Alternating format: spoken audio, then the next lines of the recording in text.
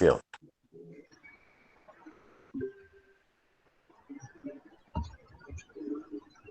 Então, beleza. Se alguém não concordar, pode enviar pra gente, porque daí a aula vai ser disponibilizada no YouTube depois. Agora eu vou passar a palavra para Raquel começar a conversar com vocês aí em mais uma aula interdisciplinar do cursinho. Pode ficar à vontade, Raquel. Obrigada, Heloísa. Boa noite a todos e a todas.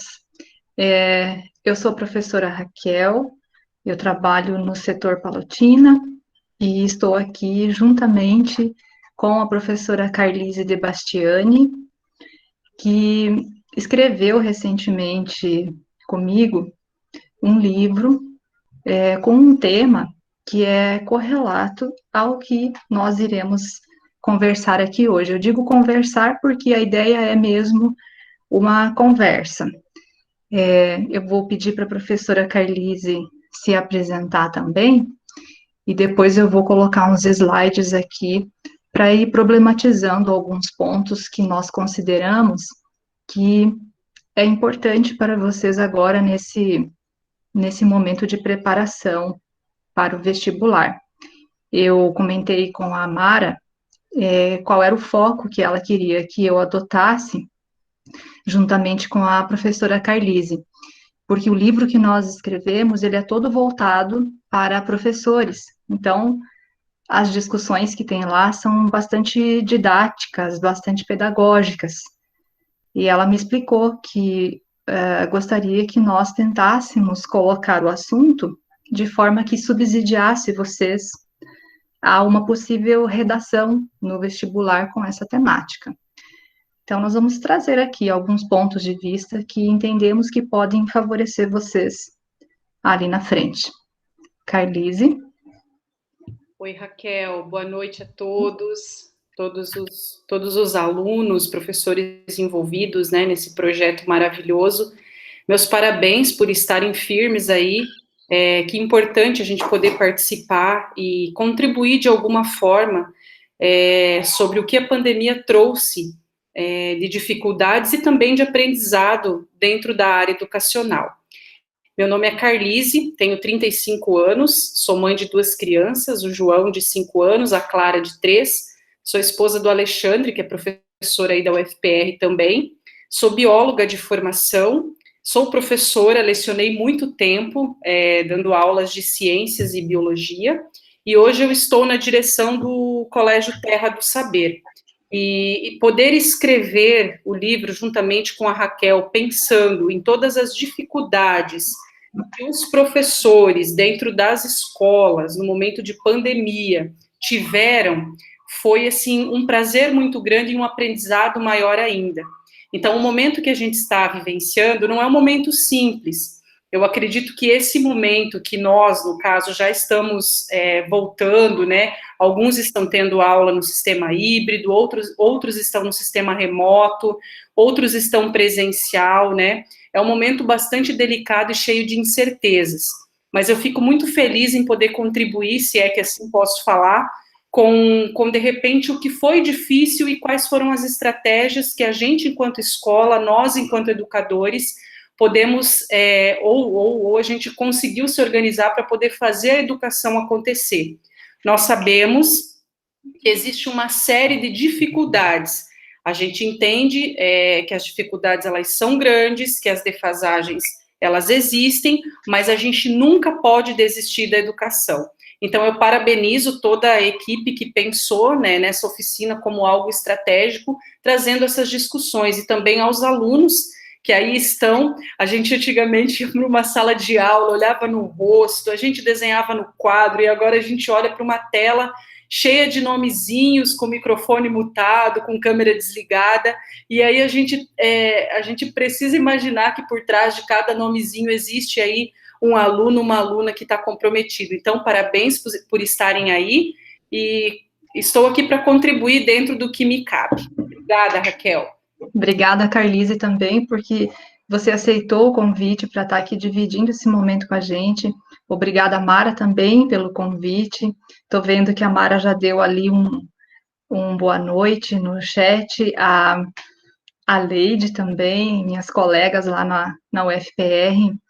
E aproveitando o embalo da professora Carlise, que falou um pouco da sua formação, me apresentando para vocês, já falei meu nome, mas eu também tenho uma trajetória na educação que ela vem também da educação básica, onde eu fui professora por quase 20 anos, e então agora desde 2014 no ensino superior.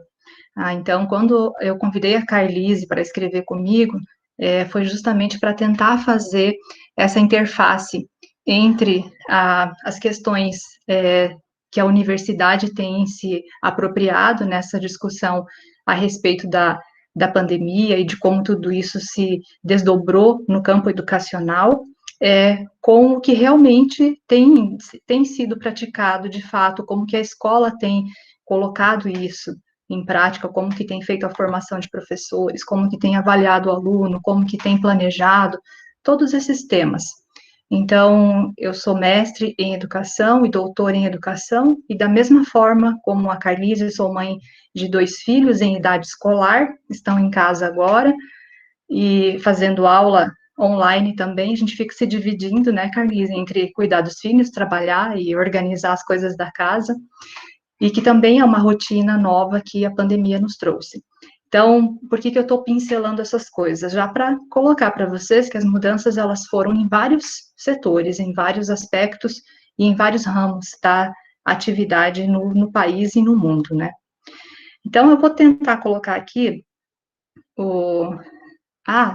me desculpe, eu gostaria também de mencionar que nós temos aqui conosco hoje alguns alunos do magistério aqui de Marechal Cândido Rondon, do Colégio Heron Domingues, tá? Então, sejam bem-vindos e bem-vindas esses alunos também.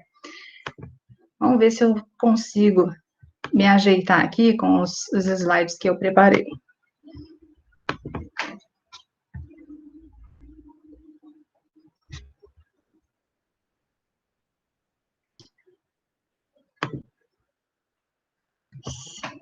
Espero que eles estejam aparecendo para vocês. Então, sim, Raquel.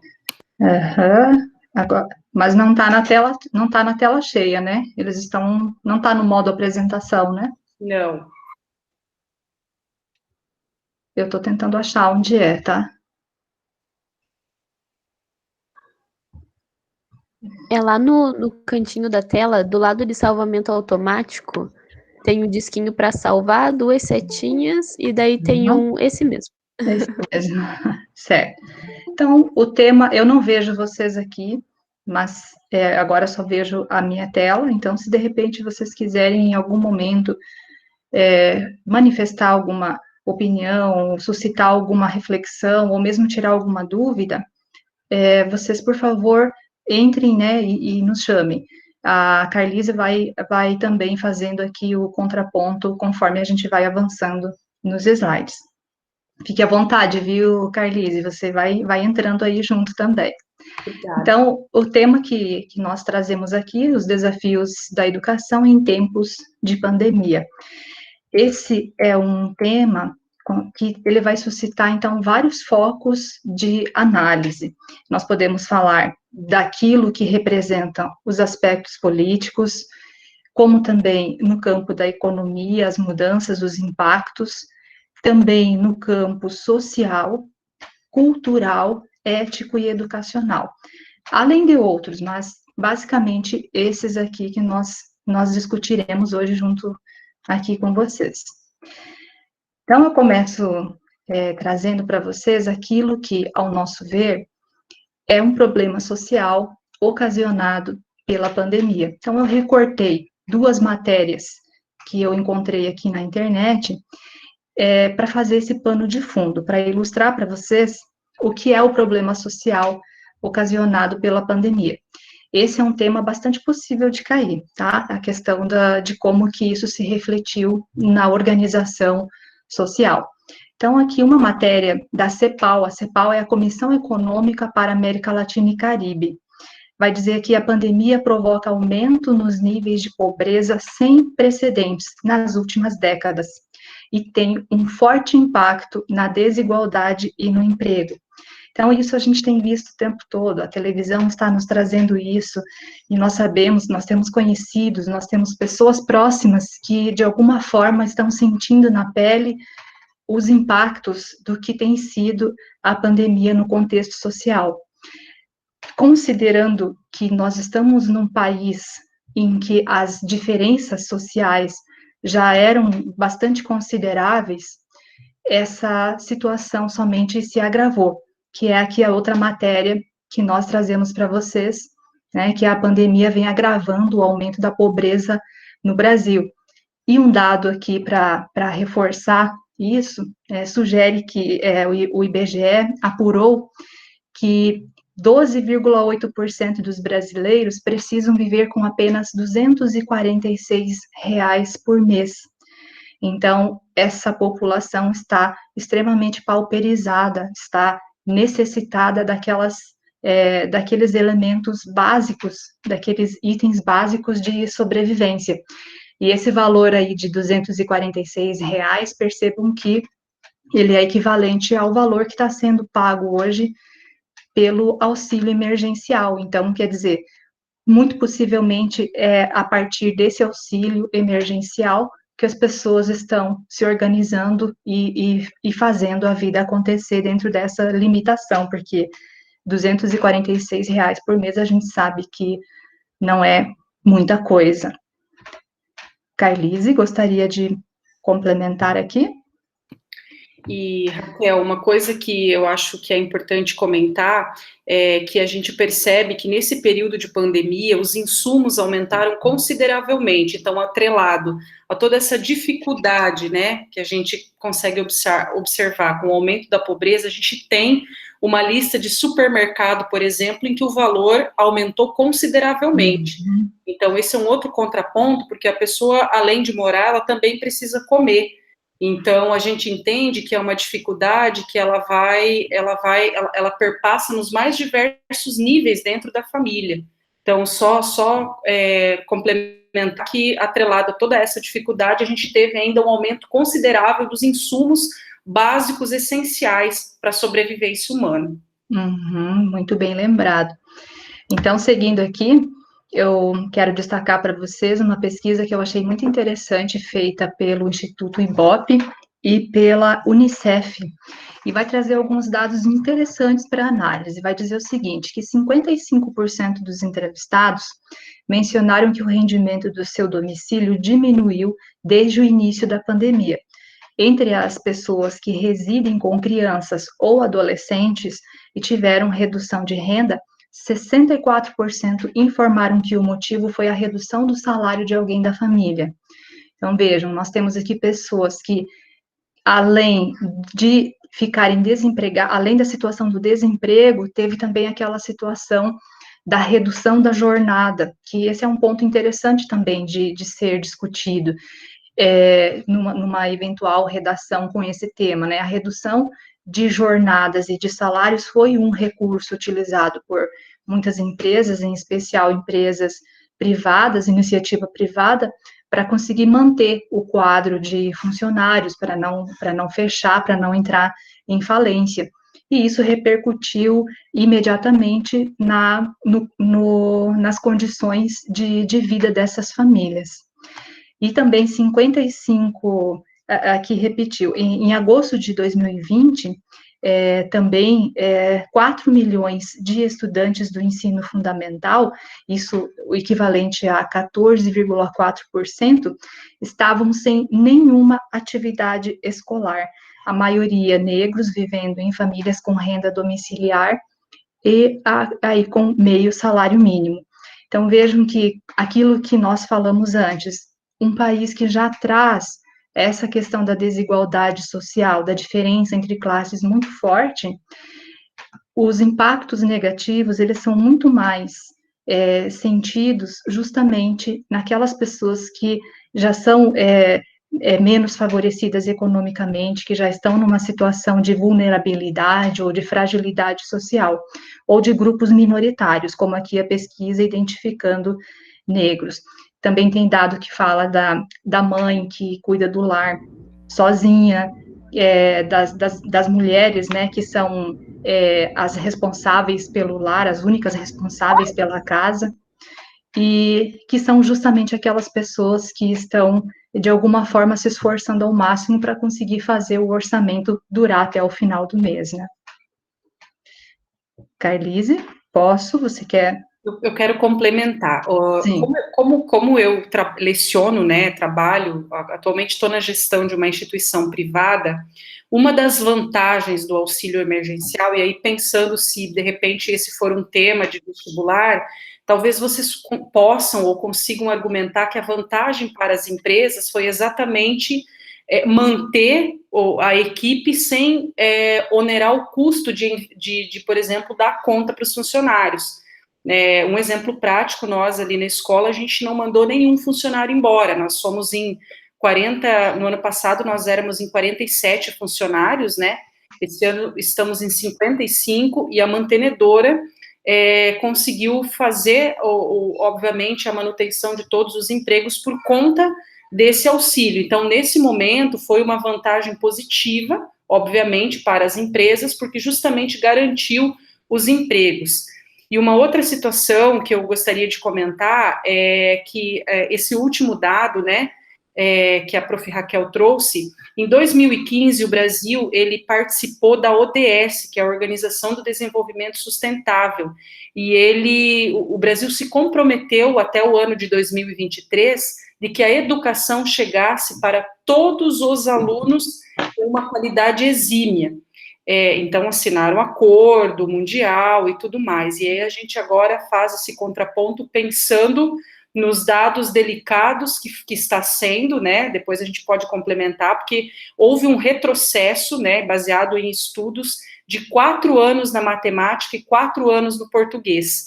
Então, você imagina, por exemplo, todo esse período online, a gente entende todas as razões, todas as dificuldades, a gente não está aqui para encontrar nenhum culpado, ninguém sabia como fazer, os professores foram pegos de surpresa, as escolas, os pais, os alunos, e até a gente conseguir encontrar um equilíbrio entre minimamente o conteúdo ser ministrado, aí passou 72% quase do ano letivo, e a gente chegou nesse dado muito triste realizado pela Fundação Getúlio Vargas, junto com o Banco Mundial. Então, a gente entende que um aluno que tem dificuldade ou um retrocesso na matemática em 4 anos, possivelmente terá dificuldades nas demais disciplinas. Então, quando a gente for, por exemplo, pensar para fazer uma redação, para poder escrever, é muito importante que a leitura seja feita, que vocês argumentem com tudo isso, porque a gente entende que esse é um ano bastante difícil. Eu acredito que a maior parte de vocês sejam alunos de finais de ciclo, né?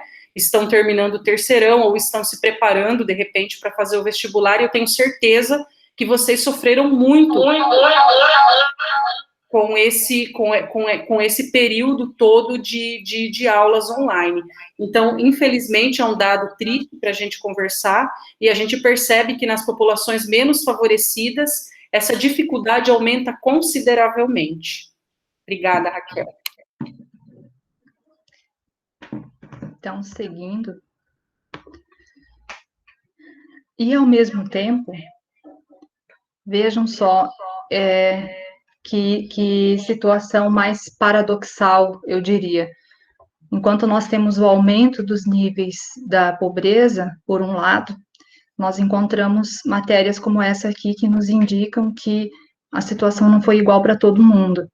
Então, 2 matérias aqui, bilionários ficaram 5 trilhões mais ricos em meio à pandemia de Covid-19. Um dado interessante aqui que a fortuna dos 2.755 bilionários da lista da Forbes ultrapassa a casa dos 13 trilhões. E também no Brasil, vamos falar de Brasil, tem mais 20 bilionários, enquanto 19 milhões passam fome. Agora, veja só, a fortuna somada dos agora 65 apenas, super ricos brasileiros, quase dobrou de 127 bilhões em 2020 para 219 bilhões em 2021. Mais da metade da população enfrenta algum nível de insegurança alimentar. Então, novamente, retratando aqui, né, esse abismo, esse poço que separa as classes, né, a questão dos trabalhadores, os que geram, produzem, estão aí ocupando as vagas, né, de trabalho, e, ao mesmo tempo, passando dificuldades, e, do outro lado, nós temos essa situação em que algumas pessoas ainda, de alguma forma, aumentaram as suas fortunas, né. Posso seguir, Carlise? Pode. A pandemia também é um problema econômico. Nós estávamos falando que ela é um problema social, de certa forma falamos também que ela é um problema econômico, mas veja só, nós estamos falando agora da economia enquanto efeitos da crise no consumo, na inflação e também nos setores produtivos. Nós temos aqui a matéria do G1 dizendo que, com a pandemia, como a pandemia bagunçou a economia brasileira em 2020. E por que bagunçou? Quais são os pontos que ficaram aí alterados? Nós vamos ter o aumento da inflação, a Carlise acabou de falar, né, nós sabemos, todo mundo que vai ao supermercado está conseguindo perceber isso, sentir isso na pele, aumento da dívida pública, por vários motivos, justamente um deles também é a questão de aumentar a seguridade social agora, redução de jornadas e salários, que nós comentamos, desemprego, a dívida familiar também, as famílias endividadas, e interrupção nos ciclos produtivos e comerciais.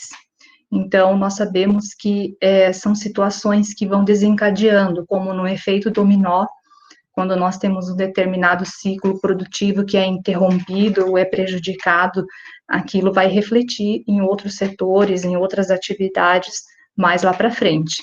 Então, produção, fornecimento e consumo é uma cadeia que funciona organicamente, e quando um desses pontos apresenta alguma fragilidade, há um desequilíbrio. Então, aqui o termo utilizado na matéria bagunçou a economia. Por sua vez, também, no mercado de trabalho, nós tivemos um aumento expressivo do desemprego que saltou, né, para 14,6% no terceiro trimestre. Isso de 2020, evidentemente, e afetando 14,1 milhões de brasileiros. Então, esse é um cenário econômico que nós estamos verificando.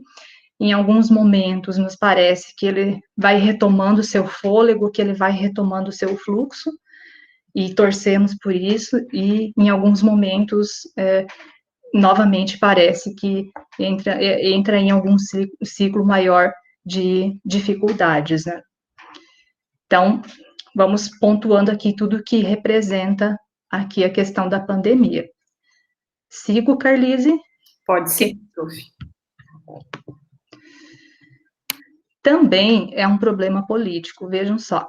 Fui trazendo aqui matérias para ilustrar para vocês. A pandemia, veja só, todos nós já ouvimos comentários de que politizaram a pandemia, e é verdade. Ela também foi politizada não só por questões partidárias, partido A ou B, mas porque, de fato, ela é um problema político. Veja só, a pandemia foi um erro político, não da comunidade científica. Esta pessoa que dá essa opinião, Paul Salfo, que é da Universidade de Stanford, ele vai dizer que foram feitas escolhas equivocadas, foram feitas escolhas fora do tempo certo, foram feitas escolhas pela classe política que poderiam ser tomadas dentro do esperado, dentro do tempo certo, né, com o devido rigor, com o devido respeito, principalmente às ciências, à pesquisa. Então, nós teríamos possivelmente um outro resultado, não tão grave quanto esse que nós verificamos. Então, na opinião desse pesquisador, isso tudo decorre porque a classe política fez opções equivocadas. Então, nós tivemos aí falta de investimento em ciência e pesquisa, falta de políticas públicas sociais e em saúde. É só a gente olhar o que foi a correria para equipar hospital, para atender aquelas situações mais básicas, mais emergenciais. Falta de assumir a gravidade da situação, dar o devido peso ao problema, né, não subestimando como nós também vimos acontecer. E também ausência de incentivo a ações concretas de minimização de risco. Que ações são essas? O incentivo para que a população adotasse o distanciamento social, para que ela adotasse aquelas medidas de precaução, de cuidados básicos, de higienização, de uso de máscara, né, de cuidar de si, de cuidar da vida, de cuidar do outro. Então, em alguma medida, em algum lugar, isso foi subestimado. Então, é uma escolha política, isso também. Ou uma matéria aqui da Veja vai dizer que sobre o coronavírus, o Brasil transformou a crise sanitária em crise política. No caso dessa matéria, achei ela interessante, porque ela aborda mais a questão dos discursos, como que a classe política se apropriou da pandemia para gerar os seus discursos. Então, tanto do lado A como do lado B, se criaram narrativas, né, muito mais com a intenção de prejudicar o opositor, o adversário político, do que realmente adotar medidas ou perspectivas de redução do risco e de contenção da pandemia. Então, é também um problema político, e no Brasil me dá a impressão que foi muito mais do que em outros países, né? Me parece que aqui a coisa foi mais séria em relação a isso.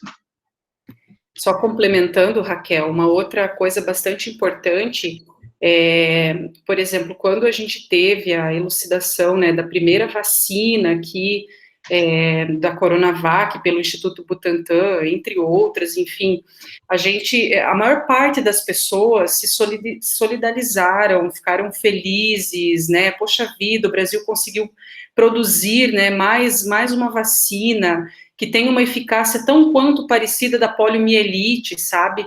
E aí todo mundo vacina o seu filho para poliomielite, porque não gostaria que o seu filho pegasse a poliomielite, mas aí se preocupa muito com a eficácia da vacina. Então, eu queria fazer esse complemento, porque em todos os momentos que houve, por exemplo,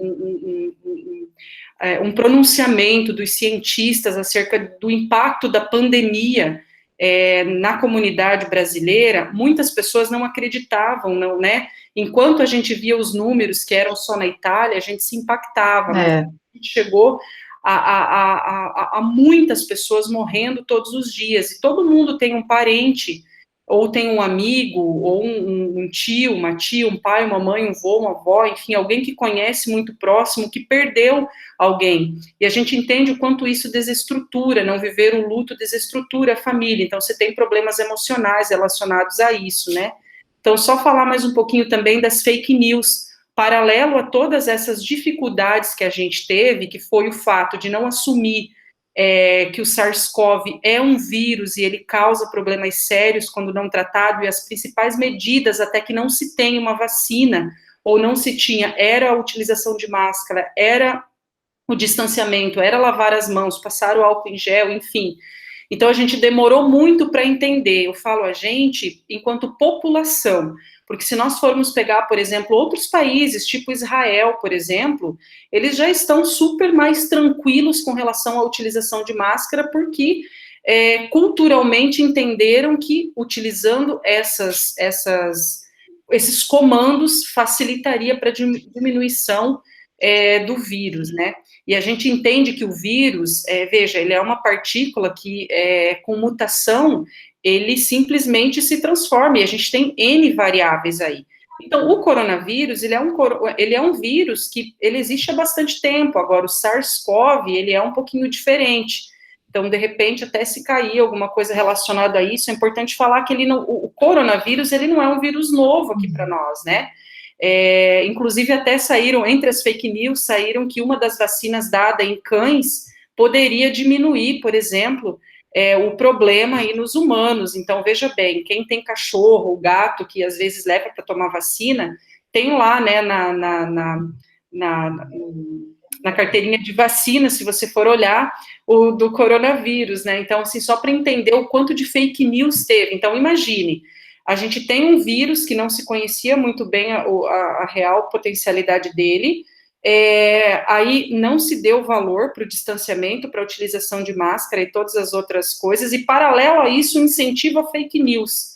Então, imagine como está sendo difícil gerar tudo isso, por isso é que a gente está passando por esse momento arrastado de dificuldade dentro dessa pandemia. Nós já passamos por outras pandemias, outros países já viveram outras pandemias, e se a gente buscar na história, a gente vai ver que saíram de uma forma muito rápida, porque justamente entenderam que se não se unir para combater, fica pior. Então, o que está acontecendo? A gente está, cada um puxando para um canto, a ciência evidenciando fatos e a política, né, essa crise política toda puxando do outro lado, e aí a gente não sabe muito bem para que lado ir, porque, veja bem, a gente precisa de um comando único para que tudo isso aconteça, né? Então, eu acho que isso é uma coisa que agravou muito, né, toda essa dificuldade que a gente está tendo, e aí entrou em colapso o sistema de saúde, que já era fragilizado, a gente sabe muito bem disso, e aí as outras coisas que aconteciam também estão acontecendo, né, então a gente está vivenciando toda essa dificuldade, né, de passar os dias no meio dessa pandemia. Isso mesmo.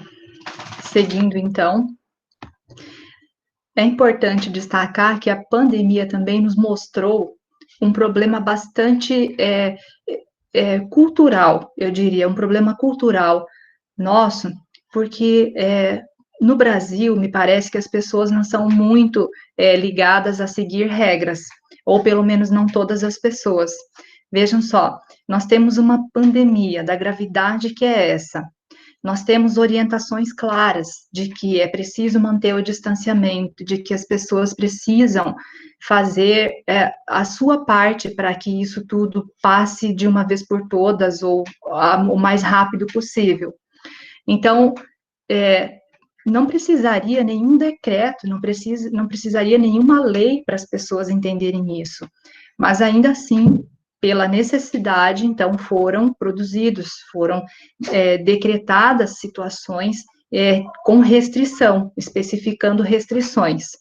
Mas, o que acontece? As pessoas vão lá e, clandestinamente, como a gente tem acompanhado bastante, tem verificado também no noticiário, as pessoas se reúnem e lá esquecem completamente, ignoram, na verdade, não esquecem, mas ignoram a necessidade desses cuidados. E isso não é só coisa de bairro, não é coisa só. Olha que a matéria está trazendo que a festa clandestina na mansão, no Morumbi, é encerrada pela polícia. E festas grandiosas, com muitas pessoas que vêm de helicóptero, que vêm de lugares longe, e inclusive para participar da festa clandestina. Então, isso é um problema cultural, isso é um problema de aceitar que não sou só eu no mundo, que eu vivo numa comunidade, que eu vivo numa sociedade, e que eu preciso dar a minha parte para que o problema seja resolvido. Mas muitas pessoas não querem se enquadrar, elas não querem ter que seguir a norma. Então, vejam, quando nós cobramos nossos políticos, quando nós cobramos as nossas autoridades para que eles tomem ações, providências a respeito de determinados problemas, nós nos sentimos no direito de fazer essas cobranças. Mas quando é a nossa vez de mostrar que nós sabemos também seguir regras, que também é uma das faces da cidadania, aí a gente vê repetidas vezes, todos os dias, situações como essa, em que simplesmente você não consegue entender o comportamento das pessoas.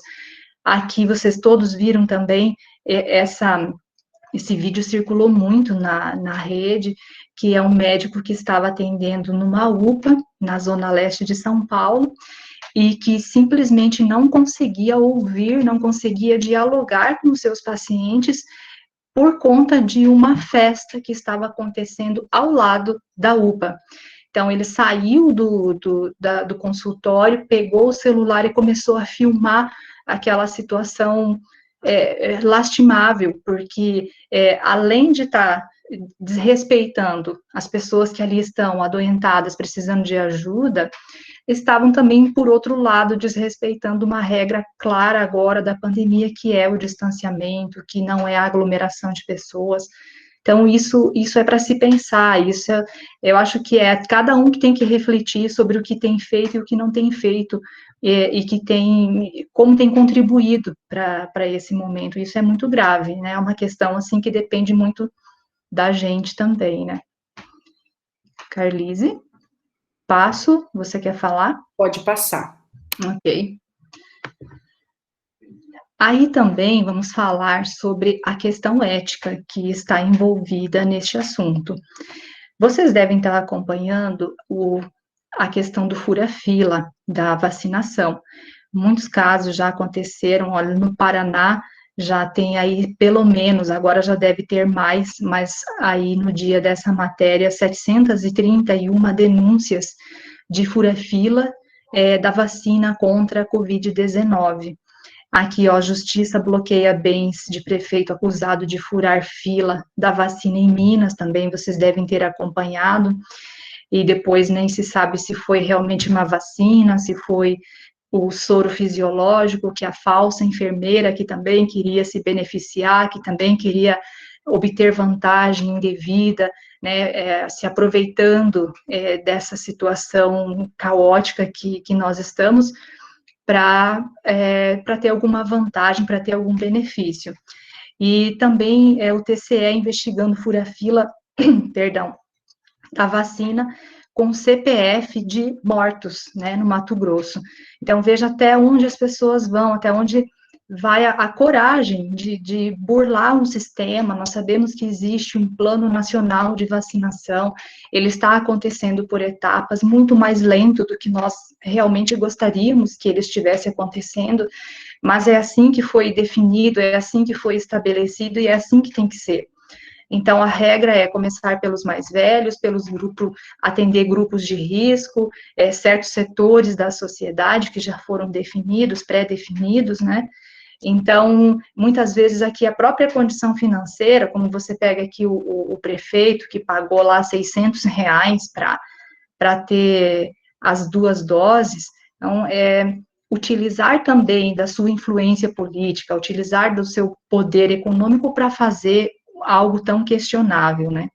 Então, é também um problema ético, sim, e que revela uma necessidade de uma reflexão profunda sobre o ser humano. Aqui é uma questão, assim, que também cada um de nós precisa refletir sobre o que tem feito para que, em maior ou menor grau, né, em todas as situações da vida, no dia a dia, nas relações com as pessoas, para que a gente possa evitar, né, situações como essa aí, de querer obter alguma vantagem indevida. E isso tem se mostrado muito presente agora, infelizmente. Só queria complementar, Raquel, que estavam vendendo, inclusive, um kit fura-fila de vacina, que era uma máscara de idoso para poder a pessoa furar a fila. Então, a gente realmente tem um problema muito grave, né? Uma vez que você não consegue entender que a sua ação reflete... eu fico pensando o seguinte, né? As pessoas às vezes me falam, mas está sozinha na tua sala, por que é que você usa máscara? Porque de repente alguém pode entrar, né?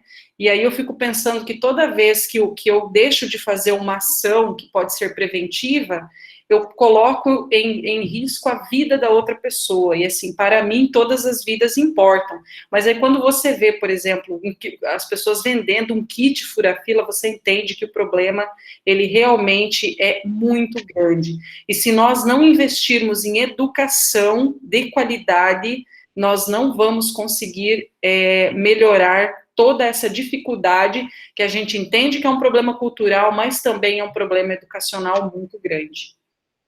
Bem lembrado, Carlise, é um problema também educacional, e nós estamos chegando nele, afinal, esse é o nosso foco hoje, né? Então, especificamente da questão educacional, que nós abordamos um pouquinho no nosso livro, que é o Manual de Sobrevivência, nós chamamos assim, porque ele traz algumas reflexões sobre o trabalho pedagógico e a saúde mental, algumas dicas práticas, né? Especialmente para os professores, mas em alguma medida também para as famílias, para os pais e também para os alunos. Então, quando nós falamos de pandemia como um problema educacional, que problemas são esses? O que suscita falar sobre isso? Vamos começar trazendo aqui a questão da evasão escolar. Então, nós sabemos que já tínhamos um caso, eu sou professora de políticas educacionais na universidade, e com isso acabo acompanhando os dados, os índices gerados aí pelo censo escolar, pelas pesquisas do IBGE. E, historicamente, o Brasil já tem um sério problema com abandono, evasão escolar, repetência. Agora, vocês imaginam tantas crianças fora da escola, outras tantas tendo aula remota ou aula online, de alguma forma com certas dificuldades de entender o conteúdo, ou mesmo acessar o conteúdo. Não falar de acessar também, que a gente sabe que tem muitas pessoas que não estão, crianças que não estão conseguindo acessar. Então, nós temos aqui um levantamento que foi divulgado pela Unesco. Imagina, em 2018, em países de baixa renda, a taxa de evasão de estudantes de 15 a 17 anos é de 59%, enquanto nos países ricos é de apenas 6%. Vamos lembrar da situação do Brasil. Ele está falando aqui da América Latina, cujas desigualdades tendem a ser mais evidentes, os índices de evasão escolar de tão elevados revelam-se um problema crônico do sistema educacional. Então, esse é um problema que se agravou bastante, depois vai ter também uns dados aqui para mostrar para vocês. E, paralelo a isso, nós temos o MEC reduzindo investimentos na educação durante a pandemia. Então, nós temos aqui um relatório que diz que a resposta do governo federal à crise no sistema educacional ficou muito aquém do esperado. Ou seja, é claro, uma situação de crise, uma situação em que você é o cobertor curto, né? Você cobre de um lado e descobre de outro lado. Mas justamente a educação ficou aquém dessa necessidade, que seria o quê? Seria levar a formação para os professores, lidarem bem com os recursos tecnológicos, seria levar a internet para todas as pessoas que não têm acesso, seria prover, dar condições para que esse novo modelo, né, não foi algo escolhido, foi algo meio que imposto pelo momento, pudesse acontecer com efetividade, com eficácia. Também temos outra situação, que é um ponto importante a ser problematizado, numa discussão, numa redação sobre isso, que é a saúde mental dos educadores.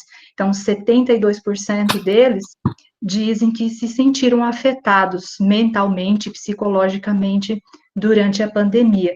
Aí, com sintomas como ansiedade, como estresse, como o medo, a insegurança de perder o emprego, né, o medo de não ter garantido o seu sustento por meio do trabalho. Então, isso tudo gera uma situação de extremo desconforto, desencadeando aí doenças de todos os tipos, né, na classe dos professores também. E aqui o outro estudo da Unicef, falando que o abandono escolar aumenta com a pandemia. Carlise? Sim, eu só gostaria de complementar com um trabalho da Undime, né, são dados da Undime, que saiu, né, essa pesquisa saiu esse ano, trazendo sobre a questão emocional dos alunos. Então, eu imagino que vocês que estejam nos ouvindo aí, sentem muita falta do contato, sentem muita falta da rotina. A maior parte dos alunos não tinha um local específico para poder fazer as suas atividades, muitos deles também tinham que fazer almoço, cuidar dos irmãos, talvez seja o caso de alguém que esteja nos ouvindo também, e por conta disso, eles também fizeram uma pesquisa, e eles verificaram que 64% dos estudantes são percebidos como ansiosos, 45% como irritados, 37% como tristes e 23% com medo de voltar para a escola. Então, a gente entende que todas essas dificuldades, aliado ao fato de você ter uma incerteza com relação a como vai ser o vestibular, como serão as aulas, será que eu tenho condições de conseguir passar no vestibular, que tem toda essa questão, todo esse medo que acontece, principalmente nessa fase e muitas famílias ainda precisam que os alunos passem em escolas públicas, porque se for buscar um curso particular não tem condições. Então, aliado a tudo isso, a gente ainda tem todos esses dados. Então, de fato, são situações, assim, são dados bastante tristes, assim, mas são dados reais, e a gente vai ter que lutar muito para conseguir colocar aí todo mundo de uma maneira mais homogênea, diminuir a ansiedade, né? Nós sabemos que o uso excessivo de telas também prejudica bastante, e agora tem sido tudo online, principalmente para quem está no estado, né? Um outro dado que eu também queria trazer para vocês é dos professores. Essa mesma pesquisa foi feita com os professores, e 67% dos professores declararam-se ansiosos, 34% estressados, 35% sobrecarregados, 38% cansados, 36% entediados e 27% frustrados. Então, geralmente, né, no ano passado, a casa do professor virou a sala de aula. Paralelo a isso, também tinha os filhos e toda a questão, né, que não é uma organização como uma sala de aula. Então, a gente entende aí todas essas dificuldades, e aí são vários os fatores que levam a essa evasão escolar, porque você acaba ficando sem ânimo de poder estudar ou, por exemplo, sem perspectiva, vendo todo esse cenário. Então, eu só quis trazer, com relação a essa saúde mental, Raquel, esse é um dado bem real. A gente sabe que, por exemplo, o aluno, quando não está na escola, poucos fazem as atividades, muitos estão nas ruas, outros estão sofrendo abuso, outros iam para a escola para se alimentar. Então, são dados bastante tristes, mas a gente precisa trazer para a realidade, é um dado real, a gente está passando por essa pandemia, por isso é que nesse momento a gente precisa se unir, o poder público, a ciência, os professores, as famílias, para que a gente consiga atravessar por esse momento que está sendo difícil para todo mundo. Isso mesmo.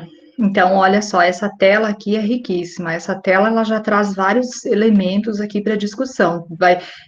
A evasão, o abandono, a saúde mental, os investimentos financeiros, mas tem mais.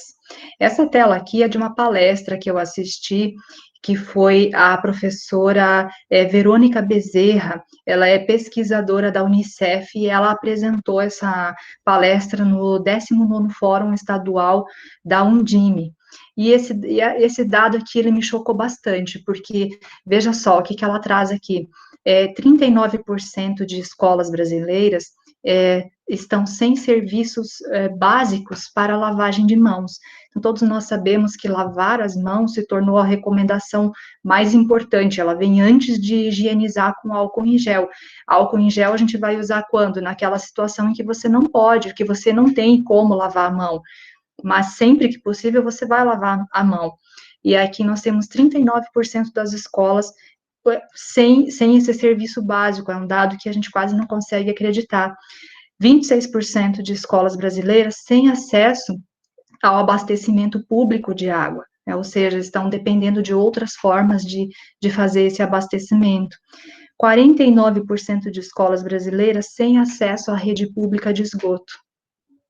É um dado alarmante, eu fiquei alarmada, eu que estou acostumada a conviver com dados no âmbito da educação, realmente fiquei impressionada com isso. Mas, principalmente, né, isso tudo é muito grave, mas o que deixa a gente, assim, mais ressentido, né, com o coração mais doendo nessa história toda, é isso aqui, ó, mais de uma criança ou adolescente é vítima de homicídio por hora no Brasil. Então, quando a Carlise fala, né, a escola acaba sendo um escudo, acaba sendo uma proteção para as crianças, e nesse caso, elas estão desprotegidas. 4 meninas com idade de até 13 anos são estupradas por hora no Brasil. Então, até 13 anos é a idade escolar, né? Então, são meninas que estariam na escola, mas que estão aí nessa situação de extrema vulnerabilidade, violência, e é algo que toca a gente. Então, 72% dos adolescentes ouvidos pela Unicef em algum momento, sentiram necessidade de pedir ajuda durante a pandemia, mas desses, 41% não conseguiu pedir ajuda. Então, é algo que realmente faz a gente refletir o quanto que as nossas crianças, adolescentes estão passando por dificuldades nesses momentos. E aqui a próxima tela, ó, essa matéria é de hoje, não sei se vocês já viram, mas ela é de hoje. Veja só, o padrasto é flagrado agredindo o menino durante a aula online no Rio Grande do Sul. Então, ele puxa o cabelo do menino, ele arranca o fone de ouvido, né? Então, o menino chora, daí ele aparece chorando na tela, de repente ele sai de novo e aparece o homem aqui, o padrasto, puxando o cabelo dele de novo. Então, é muito triste pensar que as crianças, né, estão passando por tudo isso. Eu fico impactada, porque são vulneráveis, são indefesos, de certa forma, né, e estão sem essa rede, sem esse apoio, porque na escola, embora a escola não seja o oráculo, né, para resolver todos os problemas, mas minimamente essa criança tem para quem contar, seja para o amiguinho que vai levar a informação para a professora, ou para a própria professora, que geralmente é a pessoa em quem confia, ou para a direção, né, então tem uma rede de apoio, tem uma rede de segurança, mas nesse caso não. Carlise, quando você não falar nada, eu vou seguindo, tá? Porque eu não te vejo aqui. Pode seguir, Raquel. Então, aqui, eu separei essa frase aqui do Santos, né, que ele vai dizer assim, ó, para alguns, a escola é o espaço da aprendizagem, da socialização, da convivência com os diferentes, de conhecer novas pessoas e fazer amizades. Mas para outros é muito mais que isso. Para grande parte dos estudantes, a escola é um espaço de proteção contra as múltiplas violências, inclusive contra o trabalho infantil, que é outro problema que nós temos no Brasil já de longa data, que é muito difícil de combater, de superar, de erradicar. Então, questão da alimentação também, né, nessa citação não é tratada, mas a Carlise já antecipou para nós, a escola, sim, ela é uma referência alimentar, pelo menos a principal refeição sempre é feita na escola, né, porque tem comida de verdade, arroz e feijão, então isso certamente também tem feito a diferença para muitas famílias carentes. Outra coisa, Raquel, são os alunos de inclusão. É bastante importante a gente lembrar que a inclusão, ela por lei, ela precisa ser realizada nas escolas, né? E a gente percebe o quanto esses alunos, então, não sei se todo mundo consegue entender o que é uma inclusão, mas, por exemplo, um aluno que às vezes ele tem um laudo, né? Vamos pegar um exemplo clássico do autismo, né? Aquele aluno que tem geralmente a dificuldade em manter o contato visual, né? E precisa muito de uma estimulação, de uma rotina. Então, sem o auxílio da escola, fica ainda mais complicado. Então, por exemplo, a gente tem ali, só um exemplo clássico, né? Na nossa escola, nós temos 23 alunos laudados, e a gente sentiu muito a dificuldade que foi esse ano que a gente não pôde atendê-los, no ano de 2020, presencialmente. O quanto houve uma regressão em vários sentidos, assim, seja ele, por exemplo, o contato visual, seja ele minimamente o estímulo, né, a socialização, o vínculo, né, então a gente entende o quanto a falta da escola compromete todos os aspectos cognitivos, pedagógicos, sociais, de todos os alunos, mas em especial os alunos de inclusão, isso fica muito mais evidente. Também. Alguns dados eu vou passar rapidamente, porque em alguma medida nós já fomos pontuando, mas apenas para registrar esses dados, eles falam muito, né, a pandemia no mundo. Então, nós temos 54 milhões de crianças com baixo peso, 94 milhões de pessoas sem cobertura vacinal. Quando a gente fala de cobertura vacinal aqui, nós não estamos falando da vacina da Covid, nós estamos falando em outras vacinas, para outras doenças que algumas pessoas não estão acessando. No caso aqui, algumas pessoas não, milhões de pessoas, 94 milhões de pessoas que não estão tendo acesso a essa proteção que é dada pelas vacinas. 3 bilhões de pessoas sem alternativas para lavar as mãos de forma adequada, com uma pandemia que nos diz que lavar as mãos é de suma importância. 1 em cada 7 crianças confinadas desenvolveu ansiedade e depressão, e 1 em cada 3 alunos é excluído digitalmente, ou seja, aluno que não tem como acessar os conteúdos digitais que suas escolas têm utilizado. Não tem celular, não tem notebook, ou não tem internet, e acabam fazendo as atividades, quando fazem, de forma totalmente remota, né? De repente, pegando a folhinha da atividade na escola, resolvendo apenas o exercício da apostila, sem a explicação do professor, sem aquele tira-dúvidas com o professor, e acaba prejudicando, impactando também nos seus níveis de aprendizagem. Seguindo aqui, vamos falar um pouquinho sobre a exclusão digital. Esse é um tema bastante pertinente para esse momento. Prestem atenção nele, porque nós temos aqui algo bastante relevante. Então, nós temos 4,8 milhões de crianças e adolescentes brasileiros de 9 a 17 anos que vivem em domicílios sem acesso à internet. Esse número representa 17% dessa população, né? Dessa população de 9 a 17 anos. Nas áreas rurais, o problema é maior, representa 25%. E feito também esse estudo por regiões, a região Nordeste, né, que tem maior dificuldade, 21% de pessoas alunos que não conseguem acessar. E quando vamos falar de classes econômicas, classes menos favorecidas, classe D e E, 20%.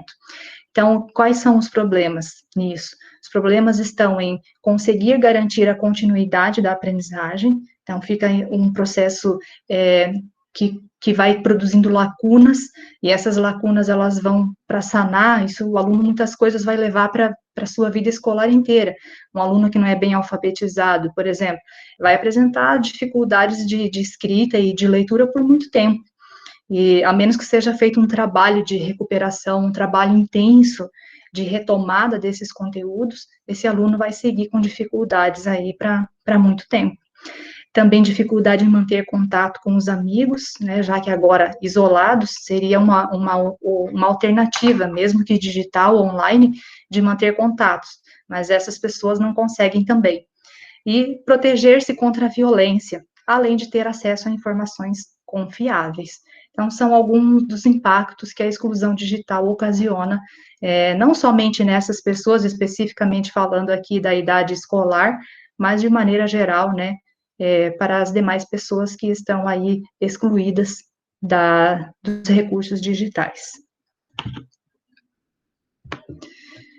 Aí eu quero trazer para vocês aqui mais alguns dados, eu vou falar rapidamente sobre eles, que diz respeito àqueles grupos mais vulneráveis.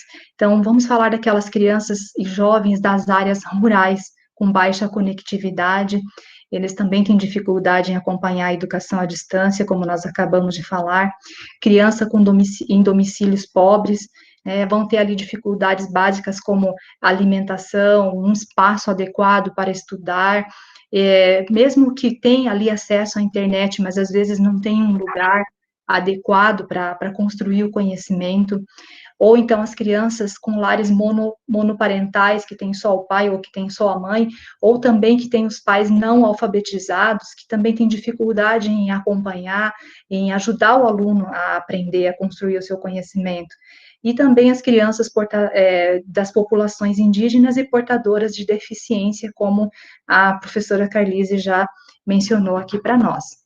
Então, prosseguindo, porque nós também já estamos chegando perto do nosso tempo, eu trouxe aqui um destaque que é da pesquisa Datafolha, juntamente com a Fundação Lehman, uma pesquisa que foi feita no mês de julho de 2020. Em julho, 35% dos estudantes que receberam algum tipo de atividade em casa se enquadra no grupo em risco de desistir da escola. Em maio, esse índice era de 26%. Então, vejam, né, ainda que tenha diminuído aqui, nós temos 26% informando que estão considerando desistir da escola, que é o problema do abandono e da evasão que nós estávamos falando anteriormente.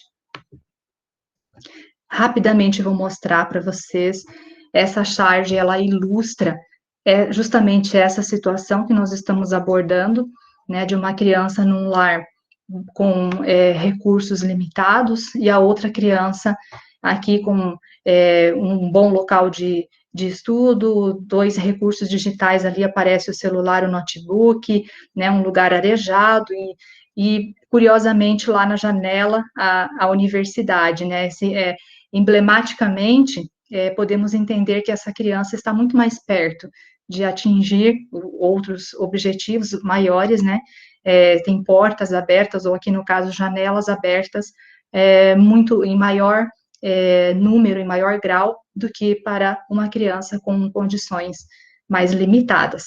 Tem uma série de imagens aqui que eu trouxe para vocês. Então, o recado da professora da escola foi: acesse a plataforma, faça suas tarefas e envie online. Então, a educação não pode parar. Então, aqui nós temos, né, uma situação que não permite que isso seja efetivamente executado. Mas também, vejam só, não é uma crítica que nós fazemos, né, à escola, aos professores. Eles estão fazendo a parte deles, e eu sei que muitas escolas, eu acompanho os professores, também converso com muitos deles, direções, coordenações, sempre dão um jeito de estender essas opções, essas possibilidades, para que o aluno realmente consiga. Se não for online, vai ser físico, né? Então, em alguma medida, é claro que, como nós falamos, as situações acabam sendo muito díspares, né? Mas não entendam isso como uma crítica à escola ou como uma crítica a nenhum professor, apenas a um contexto social que não permite acesso igualitário a todos. Aí, aqui a outra imagem diz: a educação em tempos de pandemia, né? Nós temos aí um menininho espiando o outro lá, fazendo a aula, tentando anotar alguma coisa dentro dos seus parcos recursos. E aqui um pouco sobre os professores, porque, como a Carlise já nos antecipou, para eles também não está fácil, né, para nós.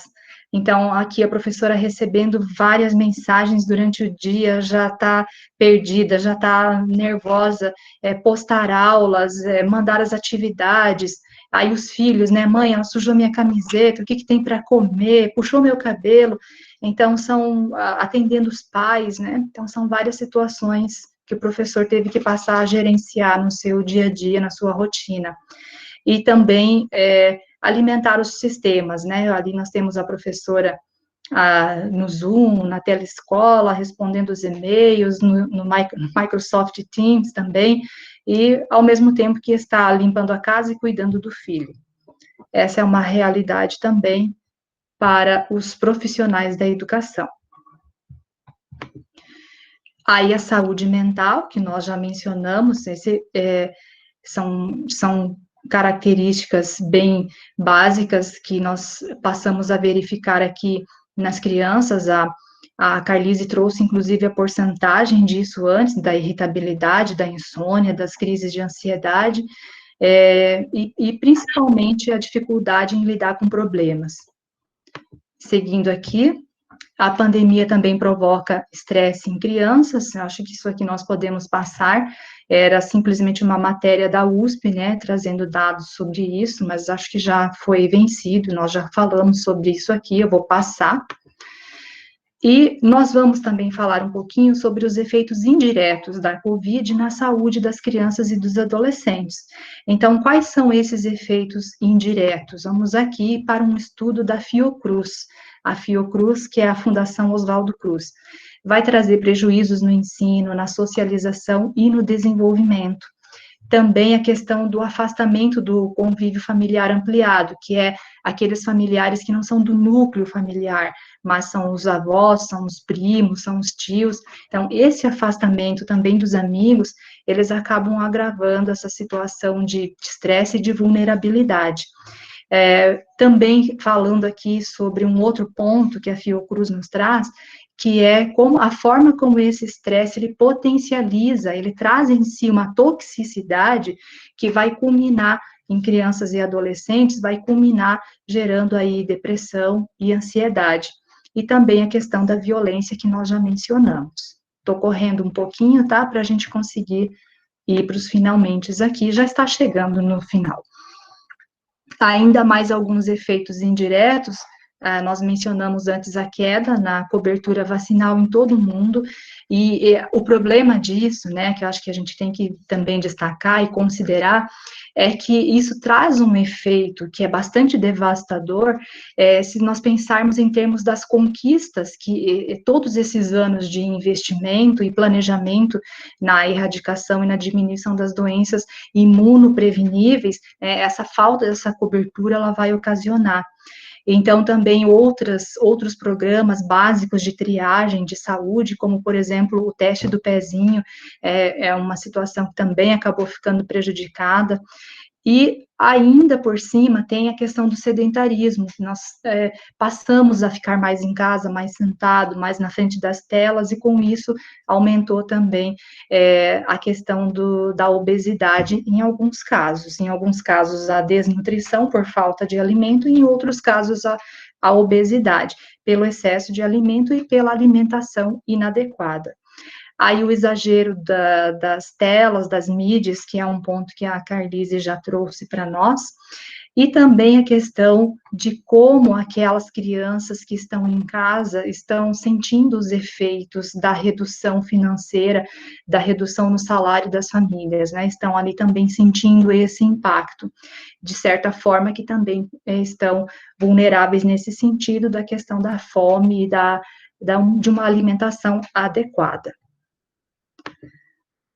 E agora, na sua última tela, eu quero trazer com vocês uma reflexão sobre o que pode ser feito, porque quando nós trazemos aqui uma relação de impactos, uma relação de problemas ocasionados pela pandemia, nós também temos que tentar mostrar que existe um caminho, que existe uma solução, que ela às vezes é mais ou é menos viável, mas ela existe, ela está posta, e quais são os recursos que estão à nossa disposição para que nós possamos, então, de alguma forma, transitar por esse momento, por esse caos que se criou mundialmente, e falando também no nosso país, que está agora no epicentro da crise. Então, quais são os pontos importantes a considerar? Vamos falar, então, de políticas públicas que venham a garantir a ampliação da cobertura de internet. Nós vimos lá os dados de crianças que não estão tendo acesso, não estão conseguindo aprender por falta da internet.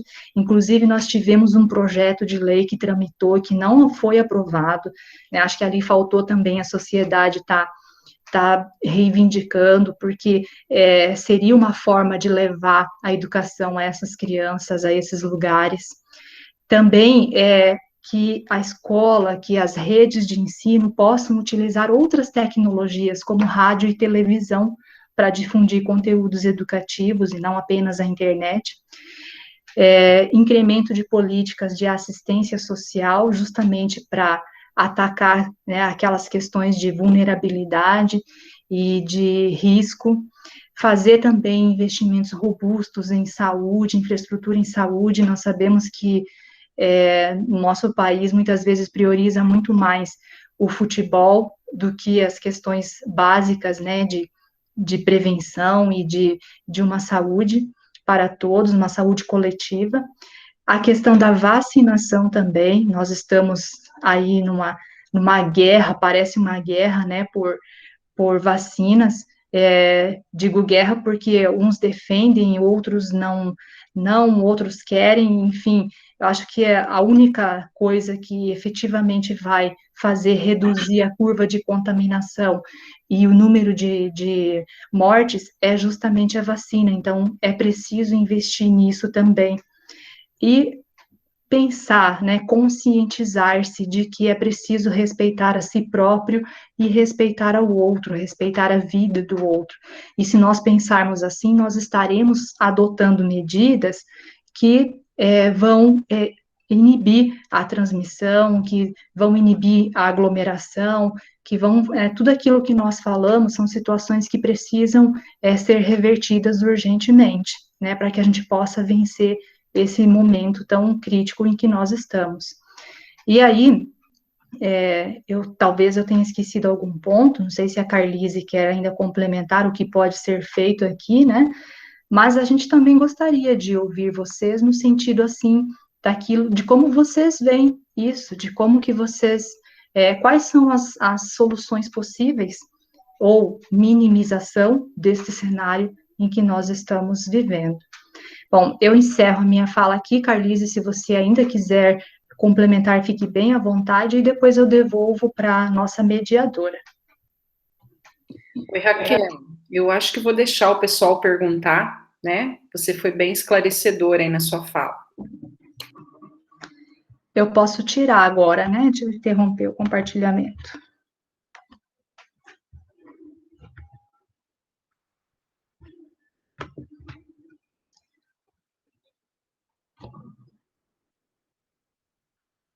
Se de repente vocês...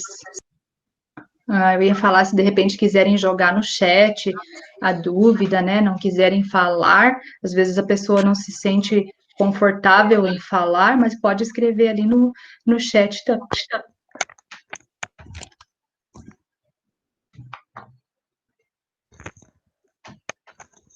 A Raquel já falou a respeito do chat, né? E aí, pessoal, se ficarem... Podem ficar Tem alguém com a mão levantada? O Orquidário está com a mão levantada. Oi, Raquel, é a Leide. Oi, Carlise, tudo bem? Não sei por que está aparecendo Orquidário, que estranho. Para mim apareceu Lady Friedrich mesmo. para mim também. Então, tá bem. Então, primeiramente, eu gostaria de parabenizar, né, a Mara pela organização desta roda de conversa, vamos dizer assim. Parabéns a Raquel pela apresentação, acho que foi maravilhosa essa discussão, principalmente levar isso para esses jovens que estão assistindo e assistiram à palestra de vocês. Parabenizar também a Carlise pelas contribuições, pela discussão. Eu acho que essa forma de trazer notícias verdadeiras num âmbito geral, uma compilação de diversas notícias, torna esses jovens mais críticos e com acesso a uma informação correta. E, assim, uma pergunta que eu teria para vocês, meninas, professoras, o que vocês pensam ou imaginam para um futuro, vamos dizer assim, quase imediato? Quando nós podemos pensar em voltar nas nossas atividades presenciais? Vocês acham que isso vai levar um tempo? Essa vacinação vai ter que chegar até que idade para a gente? Isso, na concepção de vocês, o que vocês acham? Existe uma data para a gente voltar para as atividades presenciais? Ou dizer assim, o que a gente tinha a rotina de antes da pandemia? Carlise, eu vou deixar você falar porque você tá... A Carlise, como bióloga, acho que ela tem mais gabarito para falar do que eu sobre isso aí. Obrigada, Raquel. Obrigada pela pergunta, Leide. Vamos lá. Então, assim, eu tenho uma opinião particular, mas essa é a minha opinião, não é a verdade absoluta, tá? Eu acho que as atividades nas escolas, né, não é porque eu sou gestora de uma escola. Quando eu falo educação no âmbito geral. Então, eu sempre vou lutar pela educação onde eu estiver. Mas eu tenho lutado muito para que as aulas consigam voltar, justamente porque dentro das escolas, as escolas que têm condições, e aí está o nosso pulo do gato, porque nós temos que cobrar que todas as escolas públicas, principalmente as públicas, porque as privadas já são particulares e têm uma condição melhor para poder retornar, mas a gente tem que cobrar que tenha investimento do poder público para que as escolas tenham segurança e que venha vacina em massa para que a gente consiga retornar. Leide, eu não consigo olhar para um cenário sem vacinação em massa e sem essa organização para as escolas públicas, com acesso à lavagem das mãos, de álcool em gel, em máscara, porque não adianta a gente dizer que cada aluno vai conseguir comprar sua máscara, onde a gente verifica que tem aluno que vai para a escola para comer. Então, a gente precisa cobrar isso do poder público. Até que a gente não tenha essas condições, eu acho que fica muito complicado de todo mundo retornar às atividades na área da educação. A gente entende, tem saído muitos trabalhos acerca do papel da escola na disseminação do Covid. Hoje a gente pode falar até com gabarito do que tem saído, que de fato as crianças transmitem menos, né, elas acabam transmitindo menos, e geralmente elas pegam de um adulto positivado em casa.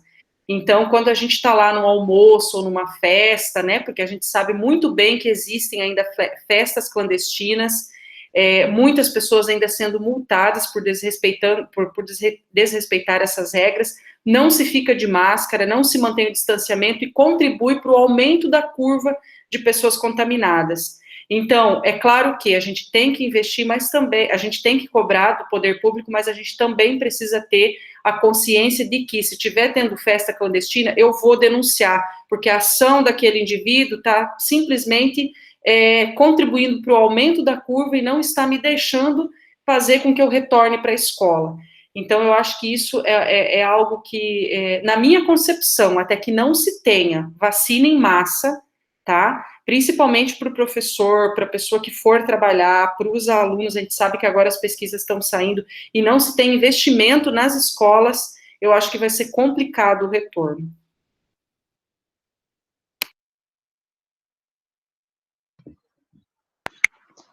Agora eu posso falar?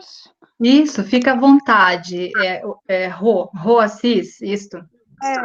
É que quando eu fiz o meu e-mail, eu coloquei orquídea, que é a flor que eu mais gosto, e depois eu coloquei o Rô, por causa dessas aulas e tal. Mas, assim, o trabalho de vocês está bem completo, vocês foram bem felizes, vocês procuraram todos os aspectos que envolvem a escola. Eu já fui professora na zona rural, lá em Mato Grosso, que a minha escola ficava a 21 quilômetros de distância. Então, eu imagino como que tem sido para os professores da zona rural, a dificuldade. E penso também, e queria saber de vocês, se vocês têm ideia de como recuperar esse tempo que nós estamos perdendo, né? A gente está perdendo um tempo, mas a gente está salvando vida, porque, como vocês falaram, a contaminação está grande, ninguém sabe como que isso poderia estar acontecendo se voltar às aulas sem a vacina para todos, né?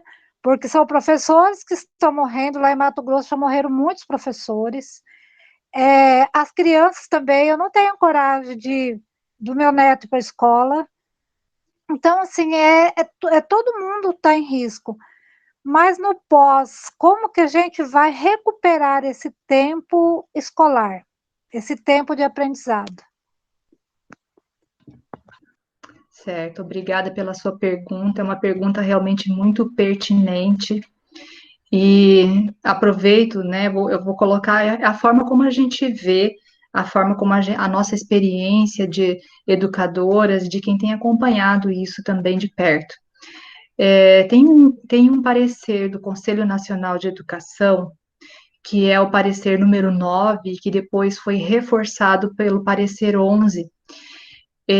Nós temos lá algumas orientações de ordem mais prática, para fazer a retomada e a recuperação desses conteúdos perdidos ou não suficientemente trabalhados agora no momento da pandemia.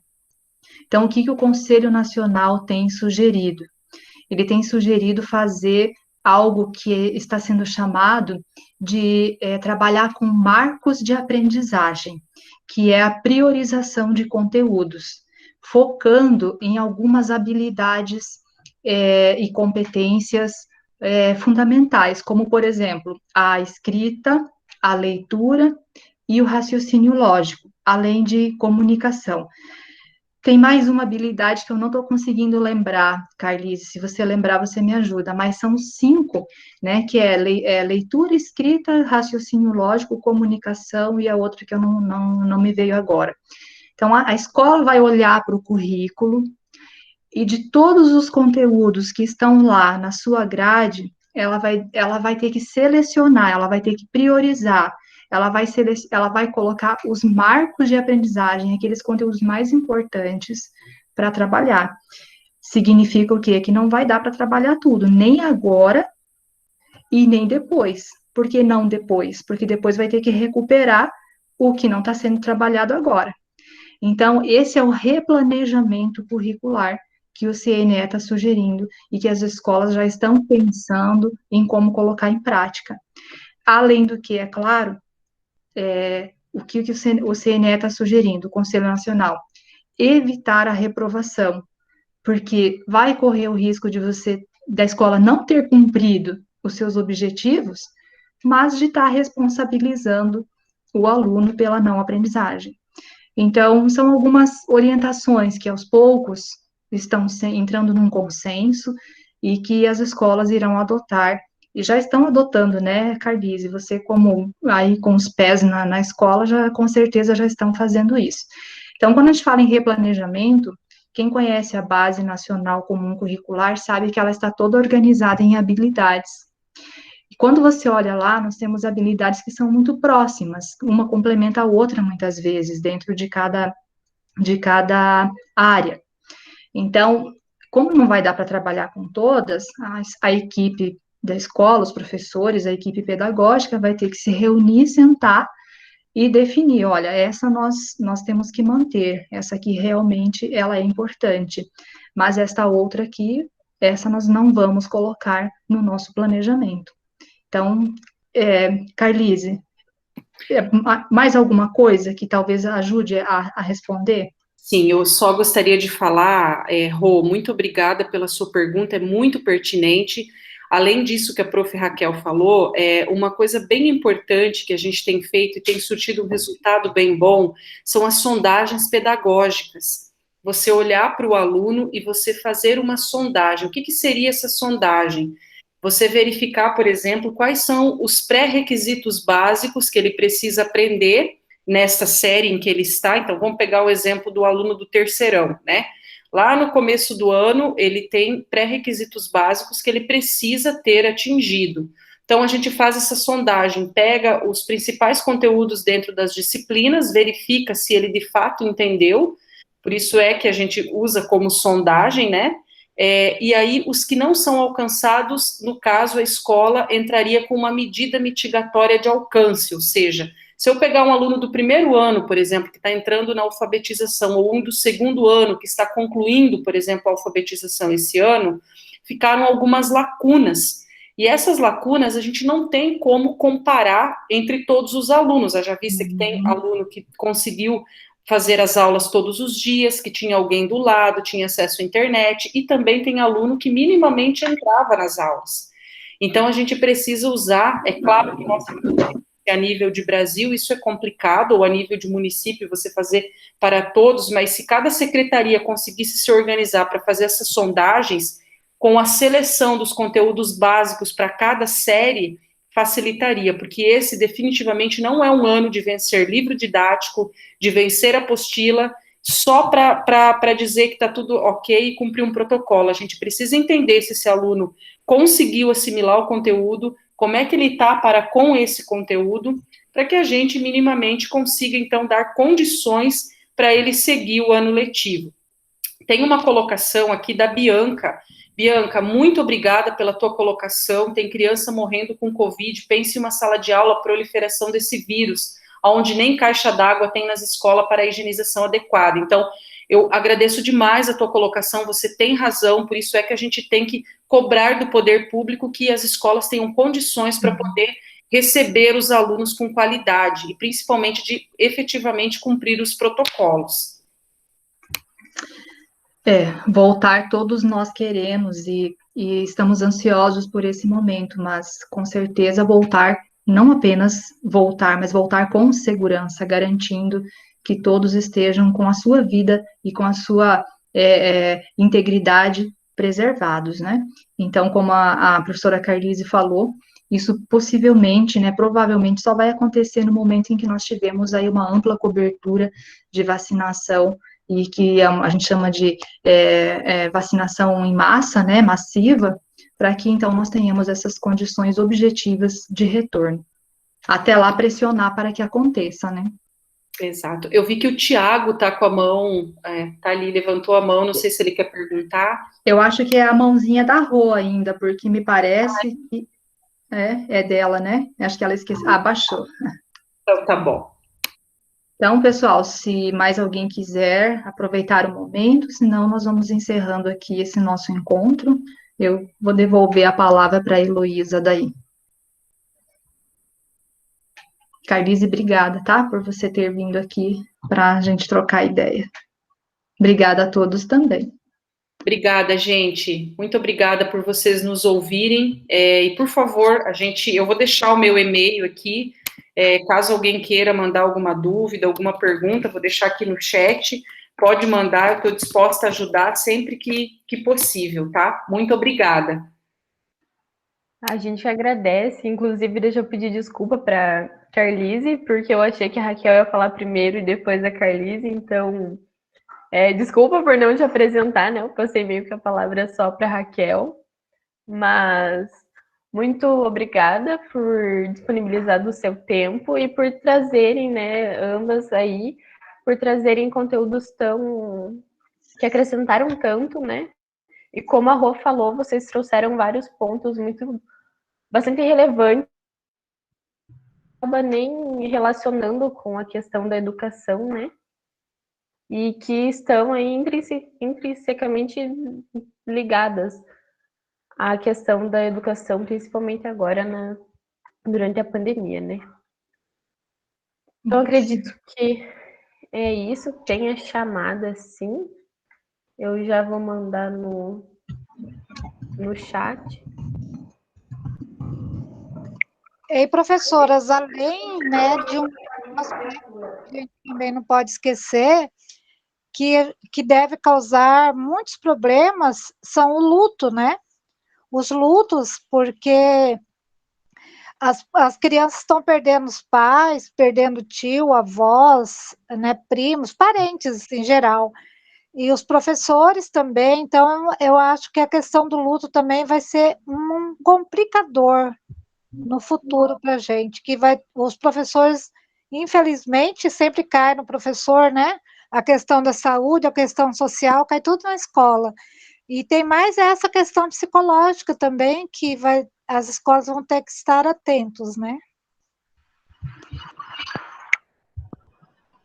Com certeza, Rô, essa, inclusive, é outro aspecto abordado lá naquele parecer que eu mencionei para vocês do CNE, que ele está falando sobre investir muito na questão do acolhimento do aluno, das famílias e também dos professores, porque o luto está entre todos, né? Então, o professor, como ele vai receber esses alunos, ele também precisa estar fortalecido, ele precisa estar bem para fazer esse acolhimento de uma maneira bastante satisfatória.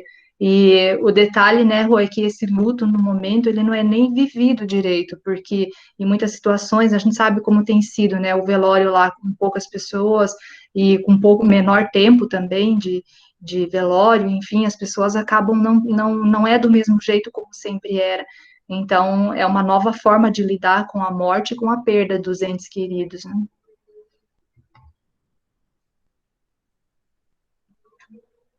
Ok? Tá bom. Obrigada a todos mais uma vez e boa noite. Obrigada, Heloísa, Carlise. Até. Boa noite, gente. Bom feriado. O cursinho que agradece. Boa noite. Boa Pra vocês noite. também.